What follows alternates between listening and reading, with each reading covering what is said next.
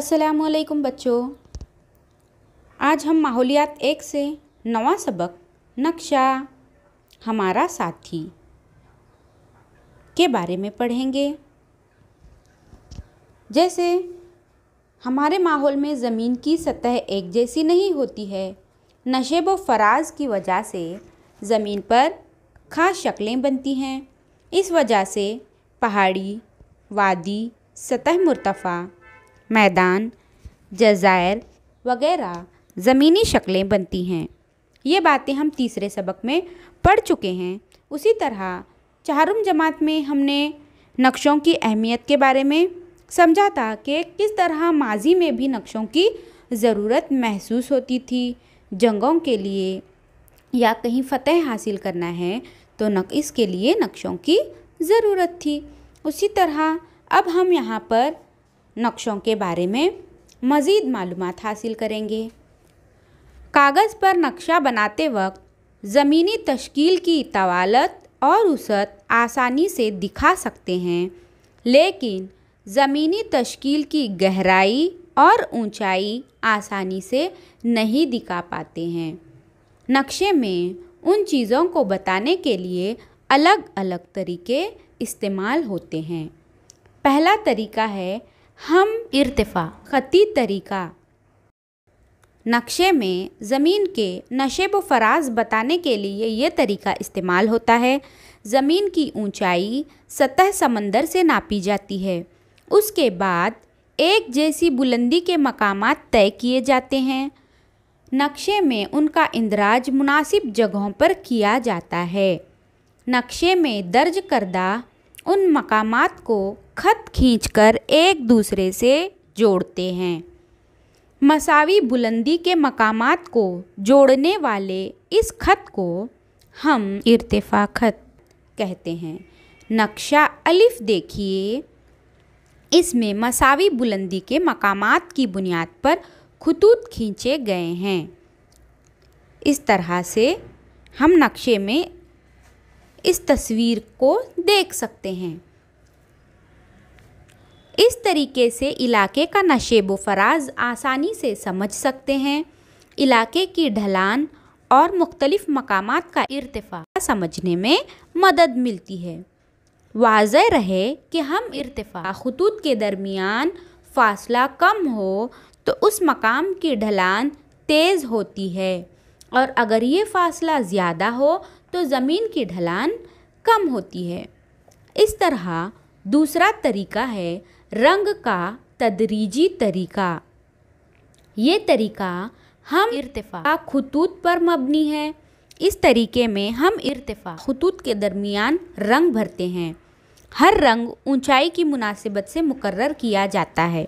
मसलन आबी हिस्से के लिए नीला रंग और उससे लगी हुई ज़मीन के लिए गहरा हरा रंग, उससे ज़्यादा बुलंद ज़मीन के लिए हल्का हरा और उससे भी ज़्यादा बुलंद ज़मीन के लिए पीला वगैरह रंग इस्तेमाल होते हैं।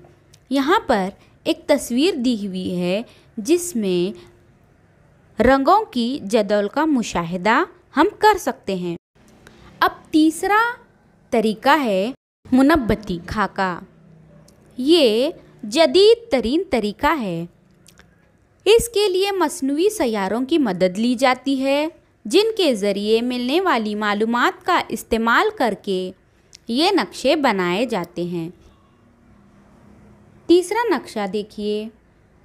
बुलंदी के मुताबिक ज़मीन की तश्कील में होने वाली तब्दीली वाज़ह तौर पर नज़र आती है। दिए गए ये तीनों तरीके इस्तेमाल करके नक्शे बनाए जाएं तो इलाके की कुदरती तश्कील या ज़मीनी तश्कील सही तौर पर समझ में आती है। यानी ऊंचाई, गहराई या ढलान वगैरह का तस्वुर वाज़ह होता है। कंप्यूटर की मदद से इस नक्शे के हर एक नुक्ते की ऊंचाई देखी जा सकती है। हम कुदरती नक्शों का इस्तेमाल फ़ौजी मुहिम, सयाहत, कोह पैमाई की राह मुतय्यन करने, माहौल की तरक्की की मंसूबाबंदी करने वगैरह जैसे मुतअद्दिद उमूर के लिए करते हैं। उसी तरह कई लोग नक्शे का इस्तेमाल करते हैं खाका या नक्शे में अलग अलग इकाइयाँ दिखाई जाती हैं। उन इकाइयों को अगर अलग अलग तरीक़ों से बताया जाए तो खाका या नक्शा समझना मुश्किल होता है। इसीलिए नक्शे में बताई गई इकाइयाँ सबको आसानी से समझ में आने के लिए अलामतों और इशारों का इस्तेमाल होता है। मखसूस और यकसान तरीके से अलामात और इशारे ज़ाहिर किए जाते हैं ताकि वो सबको आम तौर पर समझ में आ जाएं।